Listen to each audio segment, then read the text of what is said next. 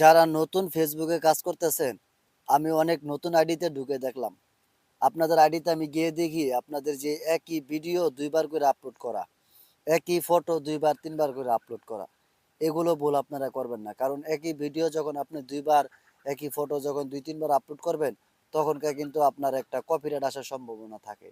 তো অতএব আমাদের এখান থেকে কপিরাইট থেকে বাঁচার জন্য আমাদের করণীয় কি? আপনারা যে ভিডিওটা বা যে ফটোটা আপলোড করছেন, আপনারা চেষ্টা করবেন সেই ভিডিওটা বা ফটোটা ডিলিট করার জন্য।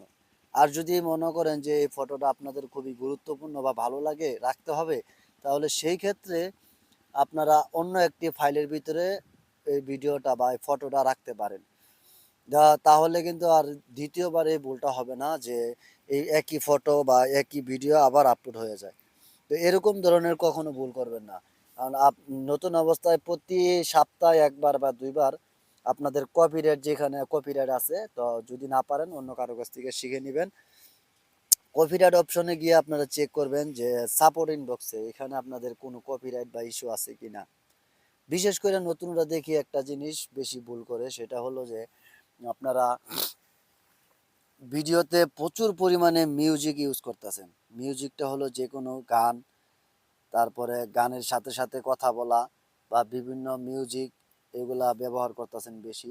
এগুলা আপনারা একটু কম ব্যবহার করবেন। কারণ প্রথম অবস্থায় আপনাদের ভিডিওতে, আমার ভিডিওতে ভিউ আসে না। তো এইভাবে আপনারা যদি মিউজিক দিয়ে কাজ প্রতিনিয়ত করেন না, তাহলে কিন্তু মনিটাইজেশন তো সমস্যা হবে। মনিটাইজেশন পাওয়ার সম্ভাবনা কমই। তো মিউজিক ছাড়া ভিডিও বানানোর চেষ্টা করবেন। যেমনই হোক, আমি যে ভিডিওগুলো বানাই এটা কিন্তু এত সুন্দরও না, এত ভালোও না। তারপরে মোটামুটি আপনাদের ভালোবাসায় ভালোই ভিউ হয়।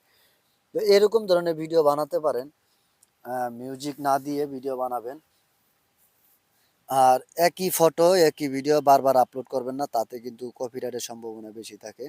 তো এগুলা থেকে বিরত থাকতে হবে। আর এগুলা মাইনা যদি কাজ করা যায়, তাহলে কিন্তু দেখা গেছে একটা সময় কোম্পানি যদি বা Facebook মেটা যদি আমাদের ভিডিওগুলো সাজেস্ট করে, তাহলে কিন্তু অবশ্যই এখান থেকে কিছু একটা পাওয়ার সম্ভাবনা আছে।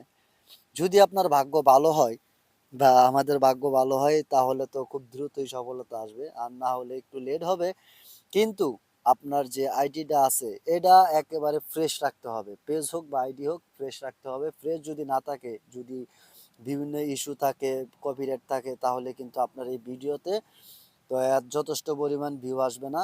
তো যাই হোক, আপনাদের পেজ বা আইডিটা একবারে ফ্রেশ এবং ভেজাল মুক্ত রাখতে হবে। তাহলে কিন্তু দেখা গেছে একটা সময় আইডিটা গ্রো হওয়ার সম্ভাবনা থাকে। তো যদি ভিডিওটা ভালো লাগে, আমার কথাগুলো যদি আপনাদের উপকারে আসে, তাহলে অবশ্যই আমার সাথে যুক্ত হয়ে যাবেন। আর আমার ভিডিওতে একটি লাইক কমেন্ট করে যাবেন। পারলে একটু শেয়ার করে দিবেন। সবাই ভালো থাকবেন, সুস্থ থাকবেন। আল্লাহ হাফেজ। সকলের জন্য রইল শুভকামনা।